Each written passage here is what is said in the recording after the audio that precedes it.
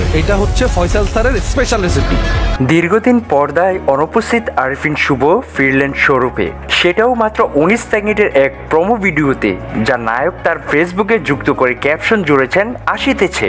যদিও কি আসছে সেটা বরাবরের মতোই রহস্য রেখে গেছেন ঢাকায় সিনেমার জনপ্রিয় এই চিত্রনায়ক। শুভর সেই 19 সেকেন্ডের প্রোমোতে দেখা গেছে নৃশংস এক নির্যাতনের দৃশ্য, যেখানে শুভ একজনের প্রাইভেট পার্টে আগুন ধরিয়ে দিয়েছেন। এমন ভিডিওর পর সতর্ক বার্তাও দিয়েছেন শুভ, বাড়িতে বা কোথাও এমন কাজের চেষ্টা না করার।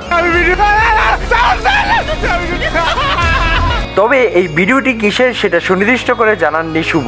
সেখানেই প্রশ্ন, কি আসছে আরিফিন শুভর? বর্তমানে হাতে আছে 5টা প্রজেক্ট: সনি লিভের জেট সিটি, চরকির লৌহ, ঠিকানা বাংলাদেশ, নীলচক্র আর নূর সিনেমা। তবে খোঁজ নিয়ে জানা গেছে শুভর ভিডিওটি দৃশ্যটি নীলচক্র সিনেমার। বারবিকিউ কি শুধু মানুষের খাইতে ইচ্ছা করে? সাসপেন্স থ্রিলার ঘরানার সিনেমাটি আসছে ঈদে মুক্তি পাবে, যা পরিচালনা করেছেন মিঠু খান। সিনেমাটিতে আরও অভিনয় করেছেন মন্দিরা চক্রবর্তী, ফজলুর রহমান, বাবু শিরিন আলম, খালেদা আক্তার কল্পনা, শাহেদ আলী, টাইগার রবি, মনির আহমেদ শাকিল, প্রিয়ন্তী উর্বি, মৌসুম রেজওয়ানা প্রমুখ। তাহলে তুই কিছু করছ নাই? আরিফিন শুভ বর্তমানে মুম্বাইয়ে অবস্থান করেছেন।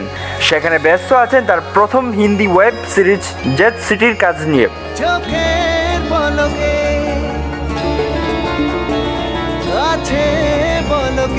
স্বাধীনতা টিভি বাংলা, বিনোদন ডেস্ক।